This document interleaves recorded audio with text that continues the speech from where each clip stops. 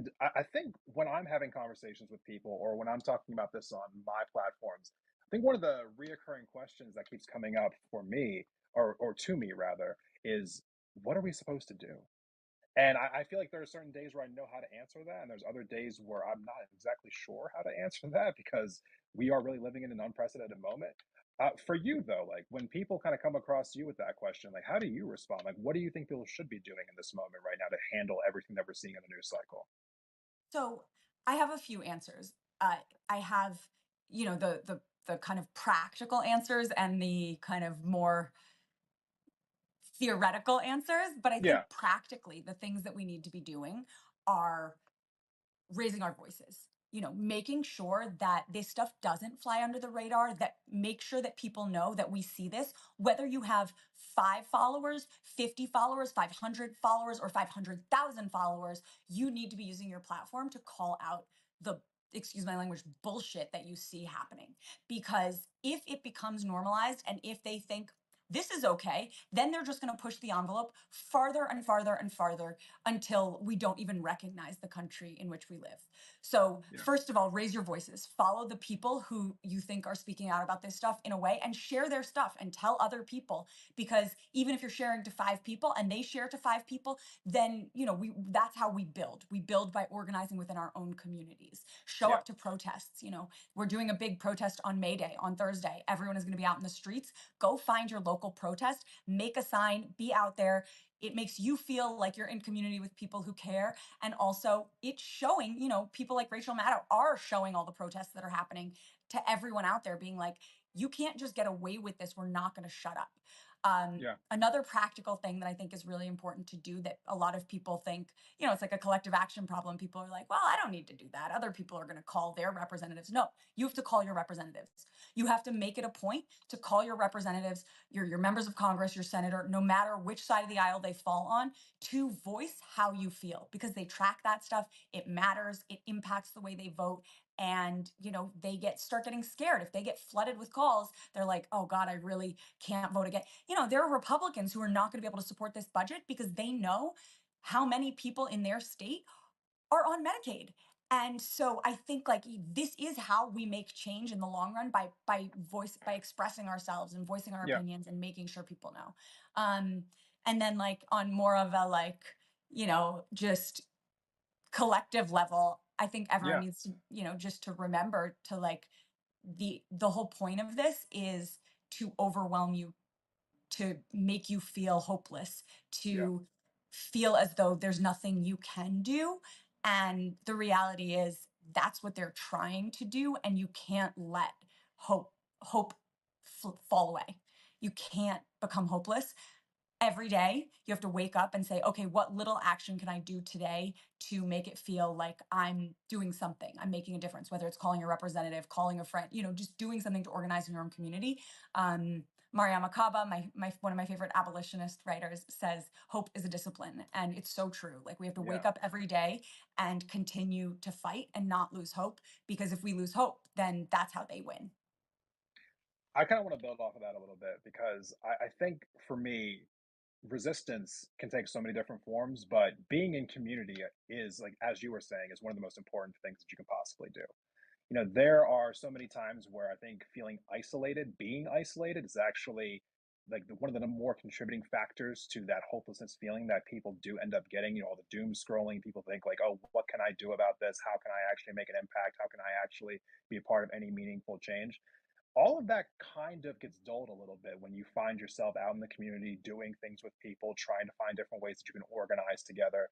That to me is like one of the strongest ways that we can kind of like overcome all of this because we realize, as we always do, that collectively you have more power than you do individually, right? And yes, I echo your sentiments about like needing to call your reps all the time, especially if you live in a Republican state or in a Republican district. Don't let that dissuade you. Oh, Like yeah. you are one of the constituents there, absolutely flood their phone lines. Like they will take note of that regardless of the fact if you're in a deep red district or not. Because I know a lot of people don't live, like in a place where a Democrat is a representative. I know that I don't. So it's very important to be doing these things. And, also, again, as you were saying before, make sure that you're sharing information. I think that sharing information on, like whatever platform you use, particularly whether it's Substack or Instagram or TikTok or whatever, I think there are so many times where people legitimately just don't know what's going on. The algorithms that we all kind of live in create these kind of like these little bubbles for us, that the social media tech overlords kind of give to us. So there are some people who are online who legitimately never see so many of these pieces of news unless they happen to come across it, maybe because you or somebody else that they knew shared it. And that's how they came across it because their feeds are so isolated away from the news, which is something, it's a whole separate problem as far as I'm concerned Yeah. about like how we are actually getting our information on all these apps, right? So yes, But please share information as much as humanly possible. Absolutely. absolutely. And that's why being here matters. Everyone here, make sure you're following, subscribe to both of us. There's like, I think, three dots up at the top that you can click on and just like follow both of us. It's really easy. And, we're both trying to combat misinformation out there, to share the Yes. truth, to like be out there almost every day. I mean, I see your content almost every single day. I try to post a Hey, lot there we go. too. Yeah. And like really that stuff, it matters so much. And that's why I think Substack is so great, because we're not subject to algorithms that we've said some keyword. Meta Oh platforms like my Instagram God. and Facebook It's hate the so word bad. abortion. So if Yes. I use the word abortion in a video that I'm talking about, restrictions, all of a sudden my video gets seen by 1,000 people, when 200,000 people across their platforms have chosen to follow. More than, if you think about Right. Threads and Facebook and Instagram, I have hundreds of thousands of people who've chosen to follow me, and yet they don't see my content because I've used the word abortion. And so like, it's just, that's why it's so important that we're all here. And so like, thank you Yes. to everyone who is subscribed to both of us and following, and even here for this live discussion. Really appreciate you all. Yeah, no, and I really appreciate you coming here and having this live discussion with me today. I think it's so important for all of us. This is honestly, I gotta say, I didn't get a chance to tell you this before we went live, but I hope it's not a big deal to tell it to you now. But I think that what the right has an advantage over the left is that they are a much more, I guess, like I don't know, cohesive ecosystem. Like they are constantly propping each other up. They are going on each other's shows and finding different ways to like promote different personalities that are on their side of the political spectrum. And unfortunately, that helps their disinformation kind of get spread even more places. And I think that in a lot of ways, content creators who are more on the left find themselves to be, unfortunately, more like individualistic. And I've been trying to do my absolute best to do what I can to like just like reach out to other creators and be like, hey, do you want to do something? Hey, do you want to work here? Like, I think we need to kind of come together because if we are ever going to actually stand up to fascism and stand up to all of the different things that the Republicans and the right leaning people in this country are trying to do, I think we need to have a more powerful effort to combat their narratives, to combat their agenda. So I really appreciate you coming on today and having this conversation with me. I hope that we get to do more of these in the future because I really do think that Absolutely. more of us need to be doing these things together. And I appreciate you and all you do, and thank you for the encouragement to, make my way over to Substack. I'm so Yeah. grateful for you. And it's true. I think you're absolutely right. Like a rising tide lifts all boats, right? So Yeah. on the left, like we really need to all like come together to make sure that we don't devolve into a full-on fascist dictatorship. Absolutely.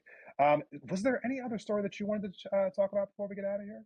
I think we've talked about most of it. I really think like reminding everyone like your voice is your power. Yeah. Use it on social media, use it to call your representatives, really get involved in your local community, and Yeah. follow both of us and subscribe so we can keep doing these and keep spreading the word. Absolutely. I am going to be having some more lives later this week. I think I'm going to be having another one tomorrow night with another creator who I really admire over on Instagram. Her name's Sadia. She'll be joining me tomorrow night. Have another one on Friday as well. And hopefully, I'll be having another one with Eliza in the out to distant future. So make sure that you are subscribed so you don't miss any of those. And really appreciate everyone in the comments for dropping their comments here today. So hope to see you all in the next video. Definitely. Thanks so much, Desmond. This was so fun. Yeah, absolutely. All right, everyone. Make sure you follow Eliza. Make sure you subscribe. I love her newsletter. Make sure that you are checking it out so you don't miss anything that she is putting out there. And we'll see you on the next one. Bye.